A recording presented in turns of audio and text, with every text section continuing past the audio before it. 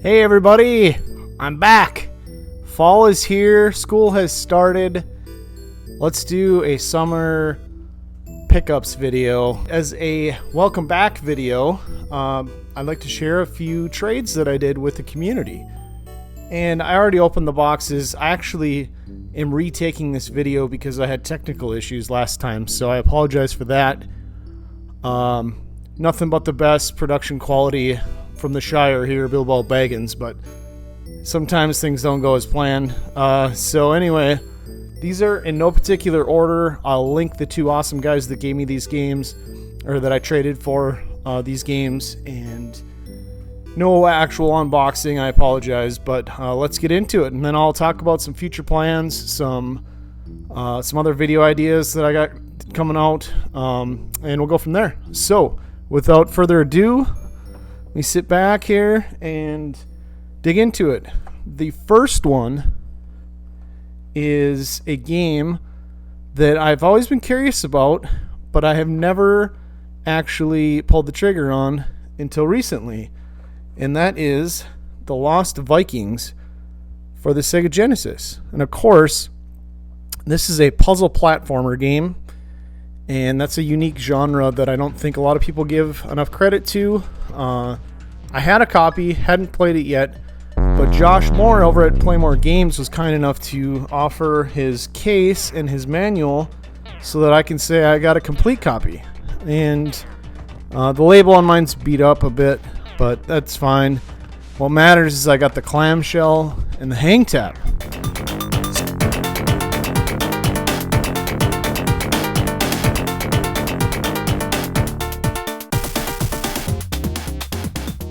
So, awesome stuff there.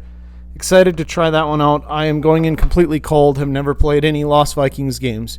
So, and I can't help but mention, fantasy football is back as well. And of course, my Minnesota Vikings first round draft pick, boom, tore his meniscus. It's fun to say, but terrible thing to happen. I hope I never tear a meniscus. But he's out for the season, so it's a complete crap. All right, moving on. The next thing from Josh is Phantasy Star 3, Generations of Doom. That one comes in a very nice black box grid original series Genesis game. I've alluded to it a few times in my other videos, but I'm actually going for a complete set of the black box games. I say complete set, but there's a couple I'm not gonna get because I most of the time want to play the games that I collect. 688 Attack Sub doesn't really interest me, so that's one that's not on the list. But for all intents and purposes, I'm getting them all. It's still going to be around 90 games, so it's, in my mind, it's a complete set, and it's my goal, so I can do what I want. But Josh hooked me up here with a nice complete copy, a well-loved copy. It's a little used, but you know what? I like seeing a used manual like that. That is pretty cool. So that is that one. Next up, let's see. I think there was... Josh also was kind enough to throw in some Game Gear games that was part of the trade, and I don't have those here in front of me, but I picked up NBA Jam and a couple manuals that he had as part of the trade deal. So that was very fun, very cool. Check his channel out. I believe he has an unboxing of the stuff from me. All right, next is the other Josh. This is a Josh versus Josh trade battle. But it's not really a battle. It's all fun. So Josh and I worked out a pretty big deal. Not like, little Samson big type of deal, but, a good stack of NES games I traded him in the hundreds of dollars of value. One of the heavier ones being Metal Storm.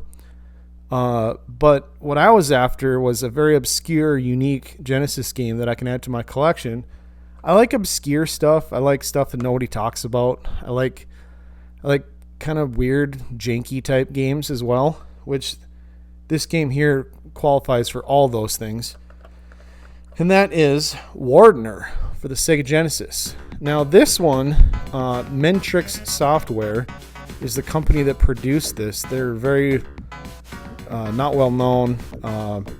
Can't really tell you what else they did, honestly. I think I did look up the Wikipedia page at one point, but the interesting thing is this was an arcade game that was put out by Toaplan, the development team Toaplan, which Toaplan is a popular shooting genre company. So, you know, think Twin Cobra, Fire Shark, you know, some of those older games that got ports to things like the Genesis. So it's kind of unique to have a action style type of game that's so this is like an action platformer type. You shoot fireballs. This game probably isn't great, but you know what? I'm proud to have it in my collection because it's something unique and something that not everybody has, and it's just a cool one to check out. I like the box art as well. All right, moving on. Part of that deal also was a complete copy of Mission Impossible for the NES. I'm going also. My next goal after the black box set is Tom Dubois, or Dubois. Some people say Dubois. It reads like it should be Dubois, but he himself says it Tom Dubois. He did a ton of Konami and Ultra games artwork for the NES, the Super Nintendo, and the Genesis, and the Game Boy. And they are fantastic. Always hand-drawn, painted art, and they're super cool. And this is one of those. So I'm going after a lot of those, so I'm happy to check that one off the list. And the last other thing from Josh that I'll highlight is a very nostalgic game for me. None other than Battletoads. I have always wanted a complete in-box NES copy of Battletoads.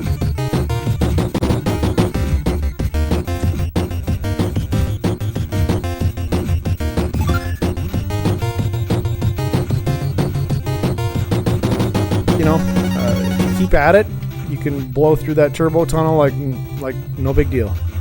I have yet to actually complete the whole game, but someday I want to beat it. Someday. All right. Last thing I'll share is just a recent pickup on eBay of a quality game. My gaming group, we do like book club, but for old retro games. We call it the Gaming Gauntlet. And we just spin a wheel every few weeks, and whatever game it lands on, we each do a couple submissions, and then we spin a wheel, and whatever game it lands on, we do that game for a few weeks, and then we get together and talk about it on Discord. Well, this last week, the game was Gunstar Heroes, which is a popular Sega Genesis title that is a run-and-gun game developed by Treasure. Well, naturally, that kind of got me down the rabbit trail and got me on a little bit of a treasure kick. So I was perusing eBay and came across Dynamite He for a good price. So I jumped on it. Dynamite He is a game that is bonkers and wacky and janky, and I mean, it's well made, so I won't say janky is the right word for it, but at any rate, I decided to pick up a complete copy on eBay. I don't remember what I paid. It was like maybe $35 or something. Good price. You get the black and white manual on these ones. I don't think they released one with the color manual, and I believe it's because it was later in the Genesis life cycle.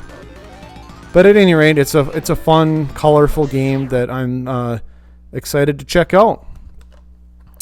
All right, so with the pickups out of the way, what else we got going?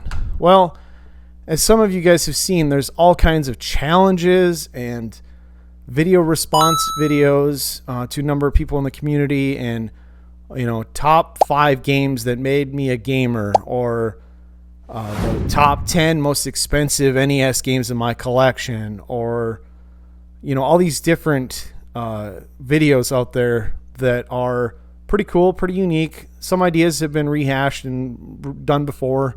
I haven't participated in a lot of those, so I'd like to put out a couple of those types of videos. I'm not sure which one I'm going to start with, But then I also want to do a proper game tour. So we'll try to get a game tour out. That one might be a little bit of an undertaking because I want to do it right. I want to do a full view of my whole game room, some close-ups of my shelves so you can see what games I have, things of that nature. So I may work on that one a bit, and I want to really try to exercise my editing skills too. So that one might be a ways out in the future, but I definitely have plans that I want to do it. And we'll maybe do some teases, some shorts kind of showing part of it, or, works in progress or something. Hopefully lots to come. I'm going to try to slate more time this fall to YouTube. And thanks for sticking with me, guys. And we will catch you on the next one. Peace.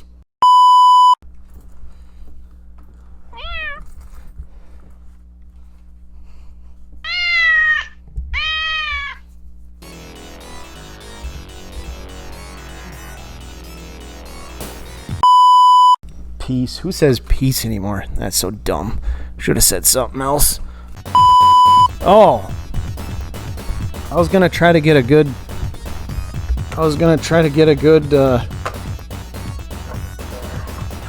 thumbnail. I see guys doing this. I don't know how to look. Why am I holding a mic up for that?